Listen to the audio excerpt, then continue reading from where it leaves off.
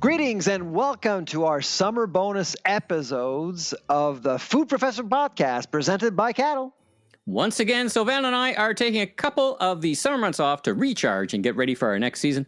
So as the official podcast for the SIAL Food Innovation Show this year in Toronto and spending some time at the Ontario Craft Wineries Conference in Niagara Falls, Sylvain and I had the opportunity to interview some of the leading thought leaders, brands, and makers in the food industry. As the saying goes, these are their stories. Stay tuned for Season 6 of the Food Professor podcast, debuting August 28th. We'll be back on the mic together live with our particular brand of truth, inside interviews, custom research from our friends at Cattle, and yes, a whole lot of fun. Brian, welcome to the Food Professor podcast here at SIAL. How are you? I'm doing great. It's great to be back in Canada. I was born in Canada, in Alberta, Calgary, and spent about 10 years in Vancouver before I moved over to New York. So always great back to be in my home country and hanging out with fellow Canadians. Takes on a whole different context these days. But anyway, welcome back and excited to meet you. Sylvain was very keen to make sure that we got you on the pod, so thanks for fitting us in and making time. Now tell us about what you do for a living and your company that you started. Yeah, so it's actually a company that I acquired back in 2020. My previous background, I did investment banking for about 10 years and private equity for about 5 years, primarily in food and beverage. And in 2020, I wanted to do something that combined my passion in media, in data, in research, particularly in food and beverage. Now, this is early 2020, or was this COVID-inspired change, or what was this? This was January 2020. Okay. Right. So as you know, COVID. Things changed a little later after. Yeah. And I knew that it was going to be a restructuring play because, the Food Institute at the time was a stale brand that was basically a print publication, focused on food and beverage, news and data. And going in, I realized that I needed to really make some, structural changes, basically a gut renovation on the company. So basically signed the papers to acquire the company in January. And then February, everything kind of hits the fan. Everything goes sideways, yeah. And I'm sitting there, and I'm like, man, I need to come up with a solution on how we're going to drive change in a company that's stagnating. And so basically within 2 weeks, I laid out a plan and a 3-point plan that will basically change the direction of the company. And that's what we did. And, in the early months, it was extremely scary. Sure. And for all of us, by the way. For all of us. You took over a company that in and of itself is a big leap. B, the context around what was going on in mid-2020 was a bit crazy, right? And 3, that's when my daughter was born on February 2020 on Valentine's Day. And you like to pile it on. So my wife is looking at me and she's like, what the hell? You couldn't have waited or you couldn't have gone earlier, but the timing sometimes. So greatness thrust upon us, so to speak. And so that's what I did, and so laid out a plan. Fortunately, was able to get a early investor that believed in the future of what I was building, and mind you, he's looking at the financials of a dying brand, of a stale brand. They're like, and so for him to come on board and say, hey, I want to invest. He was betting on me. Betting on you, as right? Is often the case. You're betting the entrepreneur and the vision. Exactly. And so, since then, we've been building and basically turned what was a stale brand into a digital media and data company that focuses on food and beverage. So we cover food manufacturing, cover food service, retail. We have a proprietary data platform where we feed not only our content, but clients that want to understand how consumer tastes are changing, and how menus are changing in real time. And how do you track that? What's your inputs into that output? So we have a partnership with a company called Menu Data that basically is an AI platform that takes all the public available information and organizes it in a way using whether it's OpenAI or different other AI platforms, and it condenses it and reformulates it in a way that's actually usable. So wait, this goes out and tries to get every single possible data point from food service, from menu data, all on one dashboard. So think of a Bloomberg terminal that has all the stock prices and bond prices and currency prices. What we've built is something that has food service data, retail data, social listening data, manufacturing data, all on one platform, and it's real time. Hey. Right. So, and you cover North America. What do you cover? Global, but primarily most of our clients are in North America. Okay. And is it a subscription service? Like if you're who's your customer? Who subscribes to such a thing? From the Fortune 500 companies down to early stage startups. Okay. People want to know what the food trends are in real time. They want to understand. So there's a news and media component. There's a data component that I just mentioned, and then we also have an advisory arm as well that helps companies take that data and implement it in a customized way for businesses. So not a traditional media company, so this is how we've had to evolve. Whatever that means these days, right? Yeah. Traditional media. So you did a keynote today. We're on day 2 of the SIAL show. That's right. What were you talking about? Everyone's favorite topic, tariffs and the economy. And what is the tariff you speak of? Yeah, so it was basically my outlook on where we are in food and beverage and how the tariffs are going to impact. Now, when we say we, the context is pretty different now between Canada and the U.S. Correct. and the global. I was at a great EU event last night, and of course, talks at the table are they're seeing, A, we got to find maybe new sources, but B, this could open us up for new opportunities at the same time, right? That's right. There's a little bit of trepidation and also excitement at the same time, but I would say most companies right now are still in that kind of state of shock and trying to figure out what they're going to do next. I guess the uncertainty, the executives I've talked to is like, listen, if I knew what this environment would look like exactly for the next year, 2 years, whatever, I could deal with it. Right. I could deal. Right?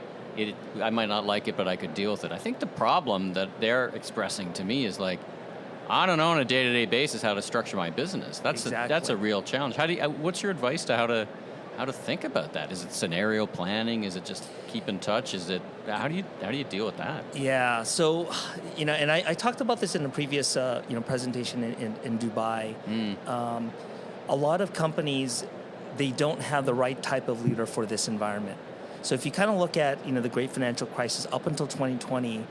You probably remember the days, 2% inflation, 2% growth, steady Eddie. There's really no volatility. 5-year business plan, and here's how you stick anything on the wall, and then it basically works, right? So that model does not work anymore. A lot of the folks that rose up through the ranks and eventually CEO, they've never been in an environment right now where they're dealing with geopolitical risks. Obviously, this tariff situation, declining growth, not just domestically, but also internationally as well. Surely, though, they many of them also tell me at the same time that, we went through the COVID era, at least the retailers, and that was pretty tough, right? That was tough. And they said, we think we're more resilient and more agile than we would, for the current circumstances than 2019. Right. We're in a better place. Right. Would you agree? I would agree, but here's the difference. With the pandemic, there was a general consensus that things are eventually going to get back to normal, right? So it's not like, it's a systemic change. What's different now with this tariff situation, it is not going to go back to the way it was, right? So President Trump was but it's a presidential order. It's nothing's been passed by Congress. There's nothing to say that the next Congress in 2 years or the next person could just flip it all over. But do you think the damage is done? The damage is done. Ah, okay. Trust is what do they say? That trust is built over a long period of time. Destroyed quickly. And you destroy it, in a minute. So countries are absolutely pissed off, and those relationships, as we knew it, it's over. So what's actually what's happening is that there's going to be other regional sort of partnerships now, right? So whether it's Europe, whether it's Asia, other countries are going to form their own sort of trade agreements. Yeah, we have CETA with Europe, for example. Exactly. And we, not everybody signed up. We have the TPP. That's right. Again, not with everybody, but at least our biggest problem in Canada, as you know, which would frustrate you, I'm sure, to no end, living out west, is interprovincial trade. It's like we say we're free traders, but there's not free trade between the provinces. We got to fix that. We got to fix that. I heard this stat that says that if all the non-tariff trade barriers were removed, that would be a 20 to 25% boost to our GDP. Now think about that. Basically, like within our own world. Yeah. Now, a big piece of that, as you know, is supply management. Right. This week's episode is sponsored by Cattle, now celebrating 10 years as Canada's voice of the consumer. Cattle empowers Canada's top brands and retailers with unparalleled access to first-party panel data and receipt-based insights. Cattle offers unmatched speed and scale with a budget that doesn't break the bank. They deliver the insights businesses need to outsmart the market and their competition. To learn more, visit cattle.ca or reach out to insights@cattle and mention the Food Professor in order to get your free rapid response survey. That's cattle.ca, CADDLE.ca. So let's together reach out and touch a third rail of something. Right. The politicians will not touch that. They won't touch softwood lumber either, by the way. Right. So you got to still it's never going to be zero. It's never going to be zero, right. But we can make improvements, right? And you know, I was saying to somebody, in an irony, in a world filled with irony, we may be celebrating Donald Trump in the future for being the catalyst for many countries to get, including Canada, to get shaken out of its doldrums, or at least it's very similar to the way you described this company that you bought, that was like built for the last decades. And you needed to be shaken up and get ready for the future. Do you get that analogy? Does that work for you? It does. And you mentioned Canada here. 60% of our food and ag exports go to the U.S. Yeah, why wouldn't it? Right? It's the biggest country next door. We've been biggest unguarded border. Why wouldn't it? Right? Exactly. What could go wrong? Exactly. When you look at other countries, though, it's not obviously Australia. You know, Australia's a good case study, right? They had a big focus, and then they're like, this could go south on us, literally. Yeah, that's right. Are they a good model for Canada? I think so. You hit the nail on the head. Countries are, it's a wake-up call. They're like, okay, we need to start building new partnerships, diversify the revenue streams, and that's what's happening, right? So in boardrooms, I talk to CEOs all the time in the food and beverage industry. That's what's happening. They're reprioritizing external growth opportunities and figuring out a way how to navigate around these tariffs. And it's a easier said than done, man. I mean, there's a lot of talk about, boy, if we could only figure out India, but it's a hard place. It's hard to do business there, right? It's hard to do business. Europe, exporting to Europe, they got a lot of rules. I love the Europeans, but they got their own set of rules, right? Yep. So these things are, harder said, easier said than done. Do you agree? 100%. I feel like India is a solution for Canada and for the U.S. Yeah. But it's not easy. It's not easy, and again, it goes back down to leadership, right? Does the company have the right type of leader that can help navigate these turbulent waters? But it's also at the how do you think about it at the political level? Because as you know, if we get into the reasons we're not getting on well with India, both U.S. and Canada, is because they sent some assassins over here and killed some citizens. We tend to frown on that kind of thing, and then diplomatic relations have been choppy ever since, right? On both sides of the border. That's right. This is not a CEO sitting in a food company fixing that. Right.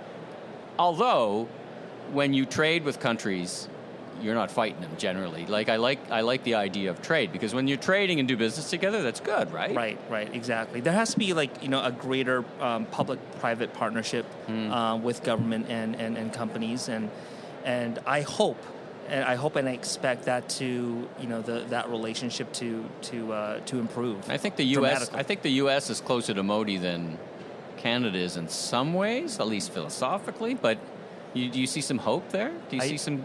I do. Some opportunity? I definitely see some opportunity. I think it's many countries are figuring out. Okay, everyone's dealing with this right now, right? And it's like whatever can help facilitate better relationships with other countries, and I think it has to happen. There's really no other way when it comes to dollars and cents. Back to that celebration of chaos. We often talk. I often talk in my consulting work about the need for radical change. But the difference, and some people say, "Well, great, that's what Trump is doing." I say, "Yeah, radical doesn't mean reckless. Right. There's a difference. Anyway, I don't want to hammer on that too much more. Okay, I'm going to ask you a question. I'm going to give you $10, $20 million. Yep. And you're going to start a food company. What would it look like? It would basically look at some of the resources that we have in Canada that have not been, utilized, that well. So I think, there's a gentleman after my talk. He's from Alberta, the economic development arm of Alberta, and he's telling me he has all these great resources. He has cheap land, and they have great talent. Fabulous. Great working spirit. And he's like, no. We don't do a good job of promoting the resources and the investment opportunities in Alberta, right? So if I have $20 million, I'll be looking at areas like that to invest. Would you start a cattle ranch? Maybe not a cattle ranch, but what would you possibly start? It could be it could be all protein. There's food tech. Like what's a food trend? You say, okay, listen, I've given you a magic wand, whatever that money is. Yeah. And I'm gonna create a product. There's so many entrepreneurs here who have created products. Yeah. And one of the things Sylvain and I have observed is sometimes innovation. Yeah. Like when you track the winners of the innovation awards over the years, many of them aren't around anymore. Right. Commercializing innovation is hard. It's very hard. Right? It's very hard. So what I would focus on is areas that touch upon the health and wellness side. Okay. Not necessarily like the plant-based stuff, which has kind of been in decline for the past couple of years, but areas where cleaner ingredient decks. Yes, cleaner ingredients. I think there's a lot of potential in the berries. In capturing, that antioxidant, those, that's sort of kind of the nutraceutical kind of ideas. Yeah, okay. That's what consumers want. Like they're hyper focused on their health, and you'd be surprised that young generation, they're much more aware of what they're putting into the body than the older generations. If somebody gave me a magic wand, I'd do something around food and Ozempic, GLP-1 drugs. A lot of companies it's restructuring craveability. I don't know what that looks like, but I know that this is changing it's earlier in the U.S. It's just starting here just because of the availability of the drug. But I think that's a huge big opportunity. Changes, right? Opportunity and just risk, right? Those craveable stuff, man. Like exactly, it's changing, right? The one caveat I will have with I have with GLP-1 drugs though is like I think there are long-term implications that many consumers they're not really they don't really know the long-term implications of that, so I'm a little bit wary about utilizing those drugs. In the long run, we're all dead. I mean, listen, the trade-offs of health that I've seen studies on, like no drug has zero side effects, but the long-term health of heart, diabetes, blood sugar, like it's a trade-off, right? I was in the weight loss industry for a few years, and it was like more like the Weight Watchers, the counseling and stuff. Right. It just doesn't work. Right. Like for a segment of people who are morbidly, dangerously, and can't fix it and try hard, and this is such a big solution, but it changes the way they eat. It changes the way they eat. How do people get in touch with you, and where do they go to learn more?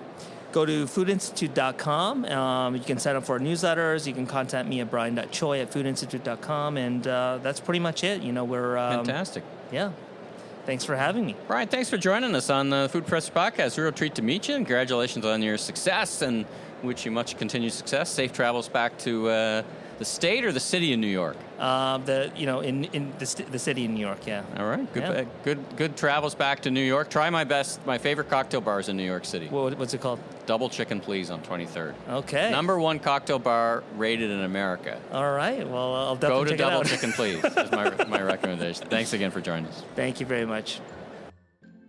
Thanks for tuning into our summer bonus interview series. Michael and I will be back live on the microphone together in late August.